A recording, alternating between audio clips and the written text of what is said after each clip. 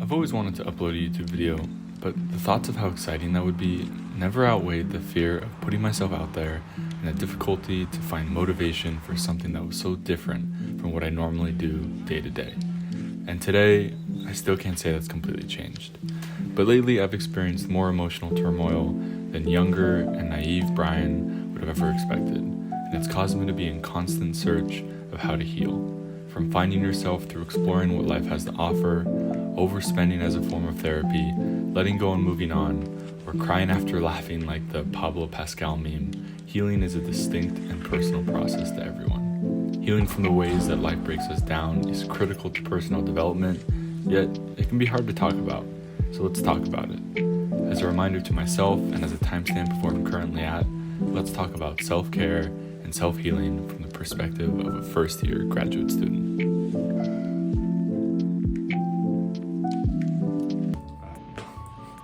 Morning. A friend and I are running a Spartan 5K race in Big Bear. And I love that stuff because I used to run in high school, but and like a little early college, but it's been, I don't know, like 15, 20 pounds ago for me since I was like last taking running seriously.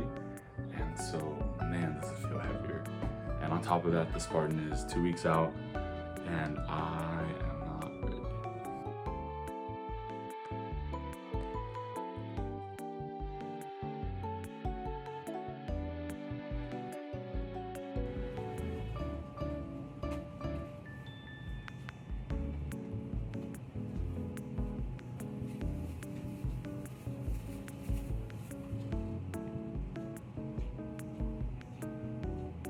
Today's a pretty chill day, just a Sunday. We're just going to finish up some laundry, do some homework, meet with a group to finish an assignment that I'm not looking forward to, and then maybe seeing a friend later. Yeah.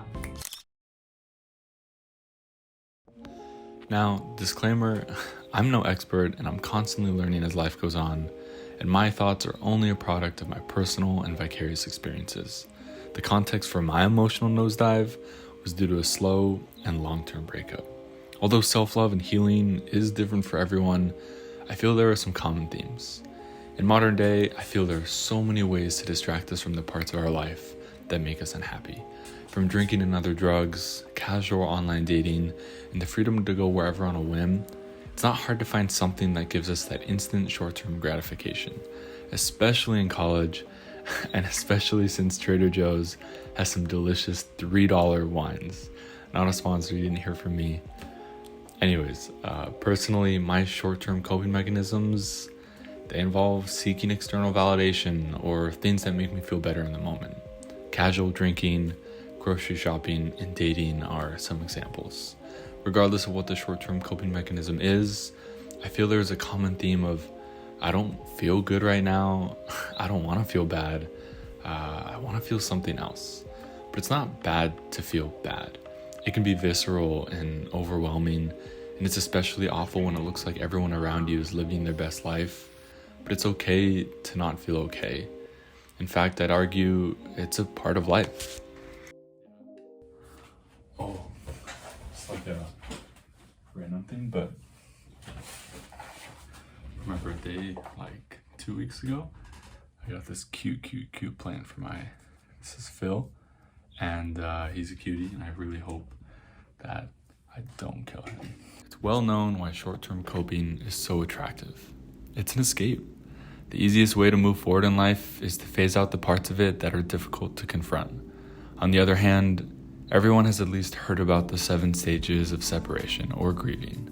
But although it's not fun to go through, it's crucial to moving forward. I think these steps are at least a good model to help in understanding the messy and non-linear grieving process. From my still limited life experiences, I know there is no way to speedrun or skip this process. Unfortunately, the only way is straight through.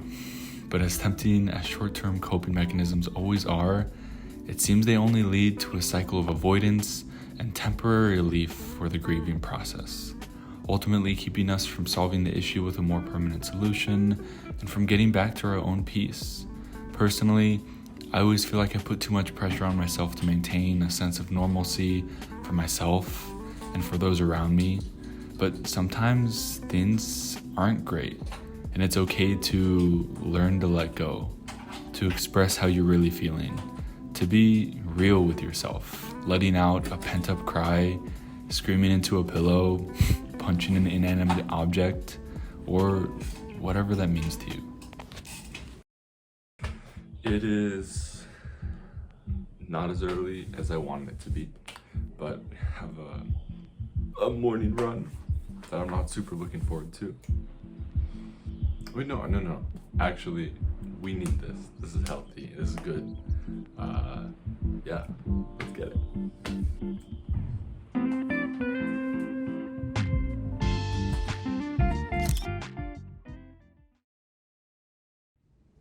After any loss, it's easy to just feel lost. They say you're going to come out of this stronger, and although that's true, it can feel like you don't even know where to start.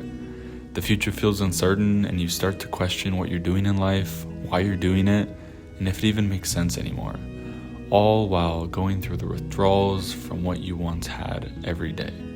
A while ago, after my breakup, I would see friends and family looking forward to spending time with each other, or looking forward to a relaxing Friday night, or simply just them trying a new boba spot they haven't tried before.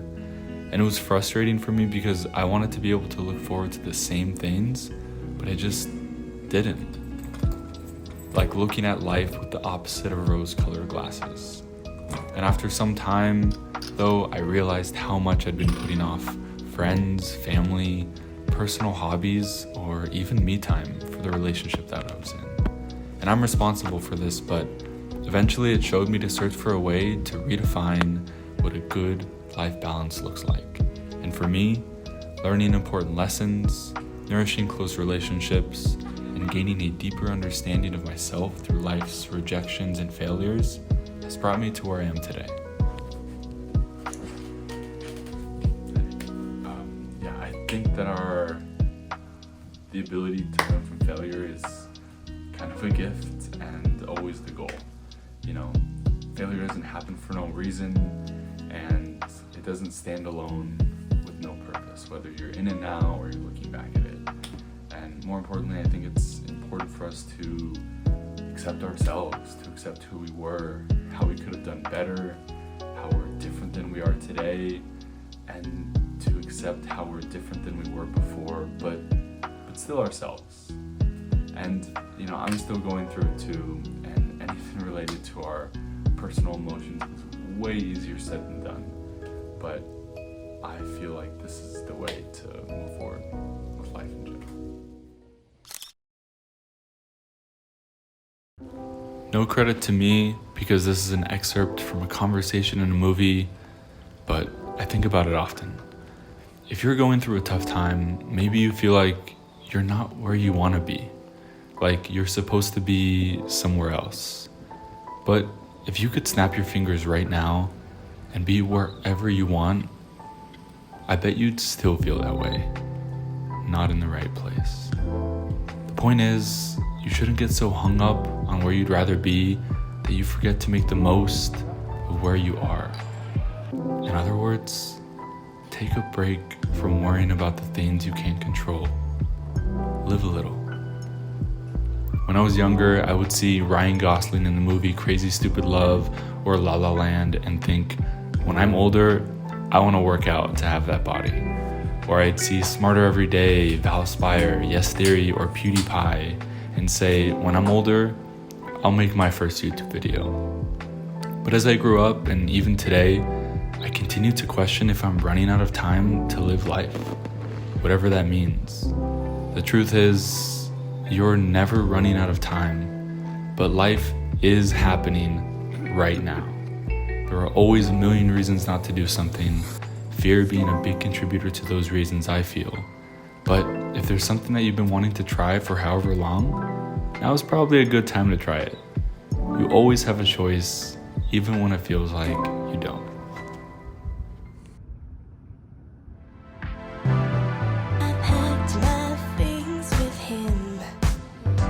Thanks for listening. I hope more than just a personal reminder for myself that whoever's watching got something out of this as well. I love to do more videos like these, so if you do enjoy, feel free to drop something you'd like to hear about.